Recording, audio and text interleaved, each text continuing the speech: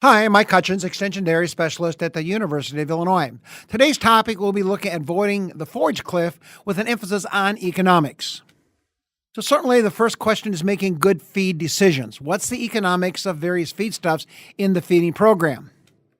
The tool that I elected to use is FeedVal 2012. You may also use Sesame, an Ohio State program. FeedVal 2012 comes from the University of Wisconsin and is available free of charge, and you'll see the website here a bit later.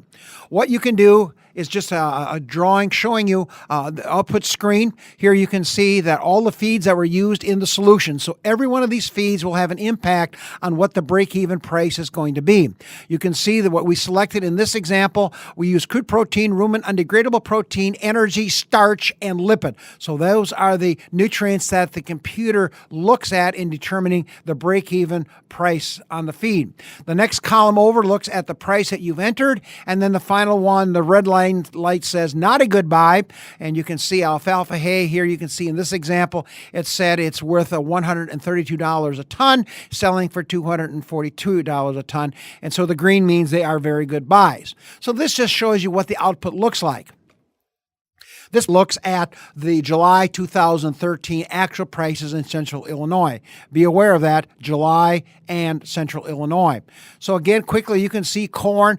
We had in at $6.70 a bushel. The computer said it was only worth $6.58, so it's not a steal. Soybean meal, even though some of us are nervous at $400 a ton, you can see that it broke even at $4.36, so it still was a good protein buy.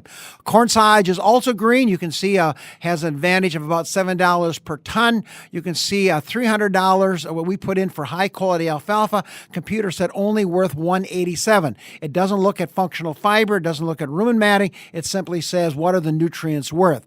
So both alfalfas get rocked pretty hard. Corn stalks look pretty good. The number $68 represents the nutrient value in the corn stalk you're taking off the field and the cost to be picking this crop up. Iowa State says we can safely remove about a third of the corn stalks without affecting fertility and organic matter in the soil. Straw at that price is not a good buy. Next, look at some of the byproduct feeds. Again, you can look at these quicker than I can talk them. Distillers grains continue to be a very good price and a very good buy at this point, almost half price. Corn gluten getting a little bit tighter, as we see here, compared to distillers grains. Soy hulls and fuzzy cottonseed are not a good price. In fact, fuzzy cottonseed has gone up on price since the June price, and we're now seeing prices of $380 to $400 a ton. So it's not a good buy, even though many cows perform extremely well for it. And of course, wheat mids is a good buy on this chart as well. So where do you find this tool? Well, there's your website. You can go on, log in. You'll have to put your name in and register, but it's a great little program that allows you to put your feeds in. You select the nutrient you want to look for in the area that you're living or working in. Next, looking at economics. What about good feed buys? The next question is, what about milk prices and getting milk from your cows? Well, the future says that milk prices appear that they are going to get a bit stronger in the fall. That can change greatly, of course, depending on what's happening around the world and the world economy and other milk production areas. Notice corn prices are projected to go down. That depends a great deal on weather. And of course, soybean meal prices are also projected to go down as well. So there may be some good news on this slide, simply saying milk prices will maintain modest degree of strength and feed prices may be dropping if you are a person buying these ingredients. Then we take a look and say, well, what is that going to cost me? Right now, about $6.58 or $6.60 to feed that cow. That's going to give me 70 to 80 pounds of milk. That cost works out at today's feed prices around 13 cents per pound of dry matter. And so you can see one important message in the yellow, and mean that if you lose milk, you lose money, or you have less of a profitable operation. Notice 80 pounds versus 70 pounds. All three numbers are much more favorable with higher levels of milk production.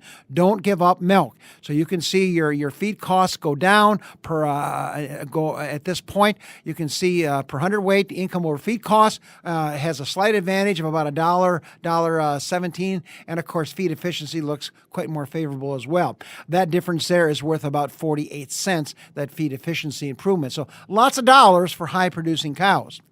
So the guideline is that 1 pound of dry matter will support about 2 pounds of milk. So remember my 13 cents pound of dry matter. If milk is priced at 20 cents a pound, using those guidelines, you can see that for each pound of dry matter for high-producing cows, after I paid those maintenance costs and all those other charges that this cow incurs in terms of nutrient taxes, about a 27-cent profit per cow per day on each pound of dry matter she consumes. Another aspect, especially for those of us in the Midwest and most milk markets, we are paid for pounds of fat and pounds of protein.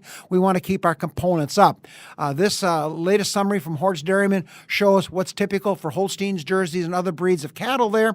And so that's another important point. Are you achieving for Holsteins, for example, 3.7 butterfat test and a 3.02% true protein test? If I divide the fat into the protein, that would give me a ratio of 82%. Or if you divide the protein in the fat, that would give you a ratio of 1.23. Just depends which way you prefer to go. Various companies and universities go different directions. How important is that? Well, using the May 2013 component prices, you can see that if I had a Holstein herd producing 70 pounds of milk with a 3.5 and 2.92 true protein, which is a below average, if you and I can figure out how to get these cows to produce a 3.7, you can see I have another 24 cents of profit from those cows. And if I get those cows to produce instead of a 2.9, a 3.0, which is genetically the potential in there, another 24 cents, another 48 cents potentially on the table profitability. Well, that completes our discussion for today. Check out our online dairy courses that we offer here at the University of Illinois and also our website at Illini DairyNet. Our thanks to Jim Baltz, Instructional Design Specialist, for putting this program together. Thanks. Have a great day.